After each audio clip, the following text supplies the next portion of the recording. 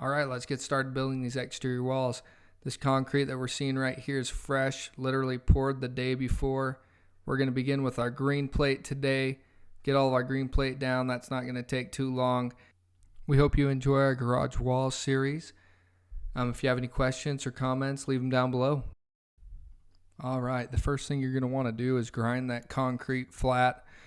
We already went and chalked all these exterior walls, including this garage. You can check out that video. Just click on that link right there.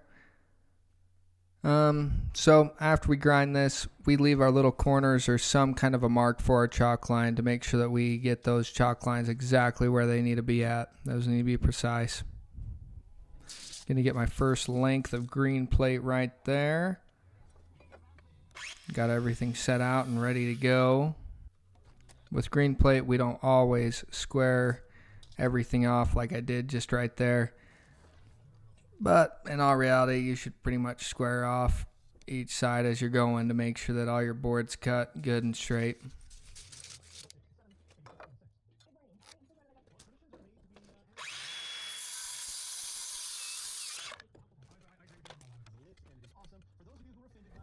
Sweet, so we got those all cut up.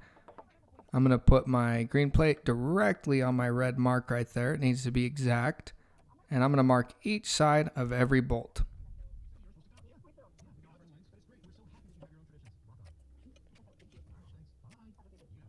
After each side is marked, I'm going to tip that sucker onto its side.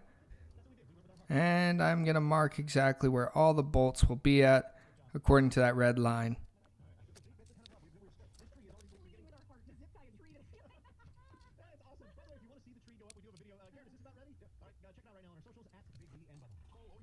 There's a few different ways that you can mark these out. This is my favorite way. I put the end of my tape directly to where the middle of that bolt is at. I see what my length is to my red line.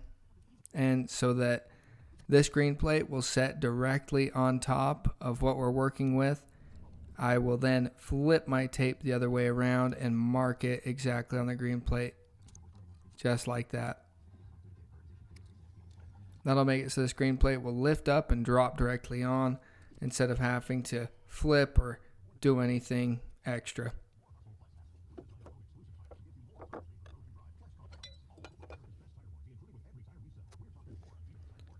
Right here, I'm going to mark directly the center where that bolt was. So I marked left and right, both sides of the bolt. I'm going to mark directly in the center of those two things, and I'm going to square it up. Because sometimes those bolts are tweaked, like they're tipped too much to each side, and that'll give you an inaccurate mark unless you mark directly in the center of those. We're going to drill holes in these. These are going to be 3/4 inch holes. This one almost misses. But I'm going to come back to it and kind of notch it out with my saw. It kind of gets in the way of my bolt where I'm putting it in at.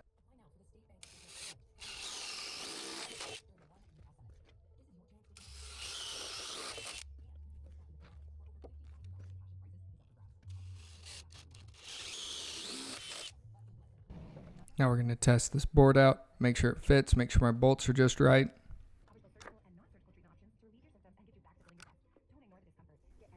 Didn't like the way that end one was at. I was kind of holding it around, not making it so it could sit exactly where it needed to be. I'm just going to notch it out with my skill saw right here.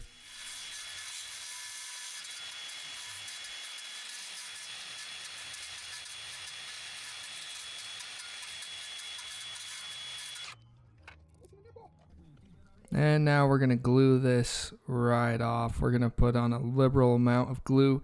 Anytime I have a board butting into another board, I like to put a little bit of extra glue right there.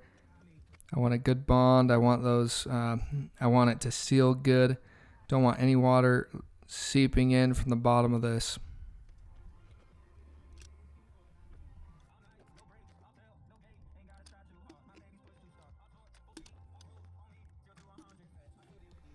Glue's on, this board's ready to just drop right on there, drop it directly on there. Sometimes you got to wiggle from one side to the other side, get it back and forth, and it depends on how good your green plate is. If you got good green plate, it's going to just drop right in like that. Gonna grab all my washers and all my nuts. We use these square washers, ones without slots, so they're a little bit smaller than the slotted ones. These do the same job. They do just as good. I'd recommend putting these on every time over the slotted ones. So as I tighten, you're going to see that I'm going to be hammering that exactly where it needs to be. Looks like I need to shove it this way just a little bit.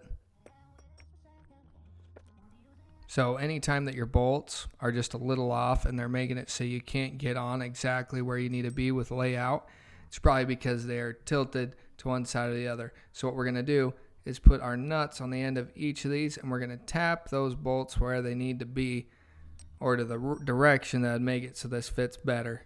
So look at that. I knocked all those nuts or those bolts that direction, tapped in my little chisel there to get it to move and hold. And it moved so easy and good that I didn't even need the chisel anymore. So now that those bolts aren't holding me off where I can't get on, I'm going to tighten up a little bit with my impact, and I'm going to knock that thing around right to where I'm directly splitting that red line, that red chalk line that we made when we were doing our exterior walls, our exterior walls chalk. And you're going to have to work from one side to the other. I always start on the one side that's a corner, the side that'll be exposed, and then either the one will end on the wall or butt into another one. Another green plate is what I mean.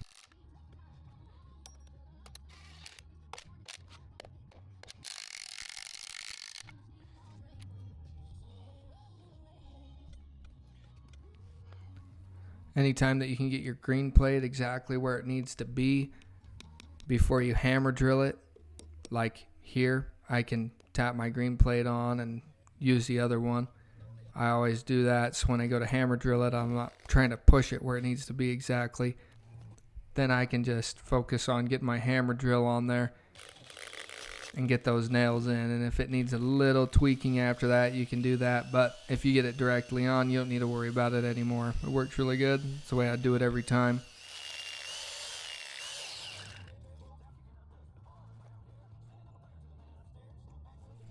Anytime that we're hammer drilling holes, we use a 1/4 inch bit, and we use 2 16 penny nails, smooth shank.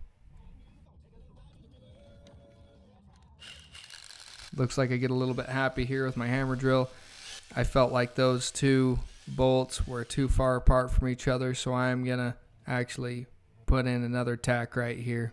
Keep holding this down.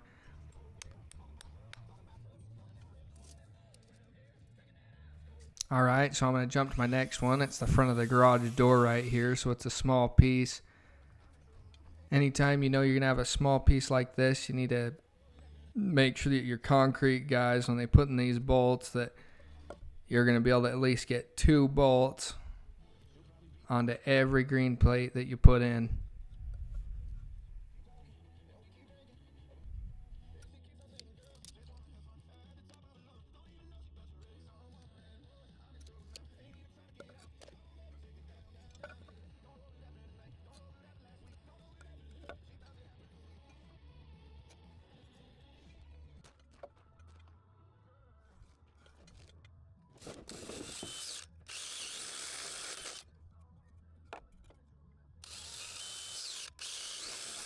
You're going to see that after I drill these holes in, it always leaves a little bit of extra crud on the other side. I always pick that off, and either I'll do it with my fingers or I'll take my, my speed square, and I'll just rub it right off, get it nice and clean where it needs to be. I got a hammer, put a nut on this one, knocked it around because that bolt was pushed over to the front of the house real bad.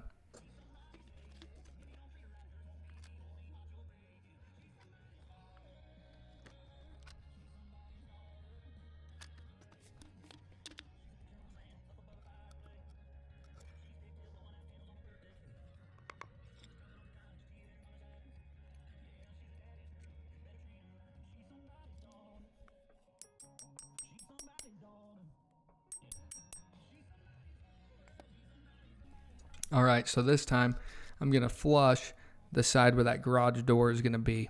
right there.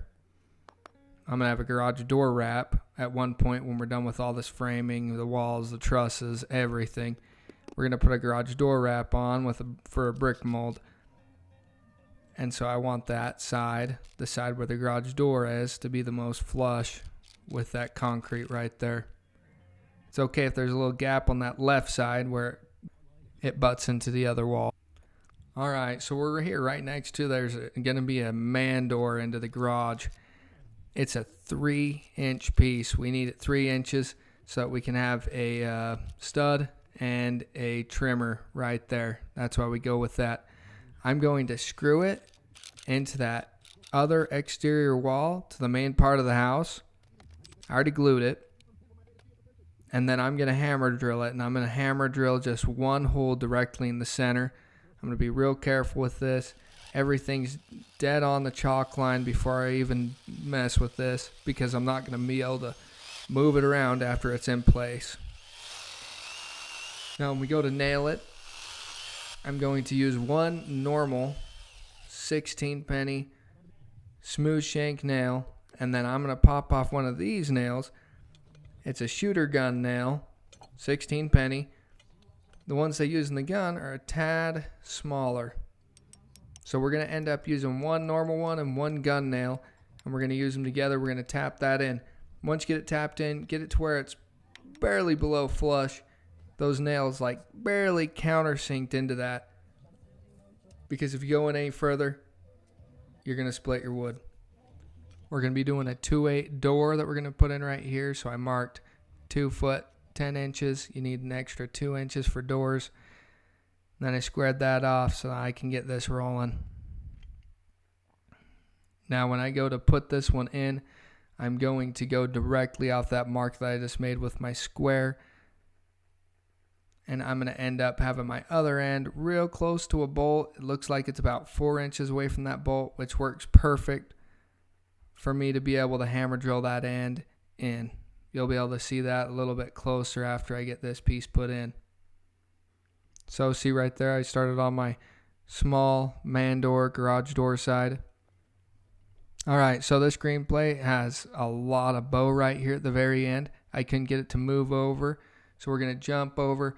We're going to put in our next piece of green plate, and we're going to use the next piece of green plate after it's already in, because it's got a bolt right there next to that one. We're going to put that one in first, so then we can toenail the piece we were just working on to get it directly into place. Okay, so we got our next piece on. That's over by like an eighth, 3/8 of an inch, 3/16 of an inch. I'm going to hop on there, tap that right to where it's flush with the piece we just put in. Directly splitting over our red chalk line. And now I can hammer drill it without having to fight it. Perfect. That's always the best way to do it. Best way to handle it right there. Awesome. So that's how we get our green plate on for getting these walls started. These exterior walls that wrap around our garage right here. Layout will be over in next focus. Check out the playlist that we got right here of what we're going to be doing next and how we go through this process of building these garage walls. Thanks. Bye.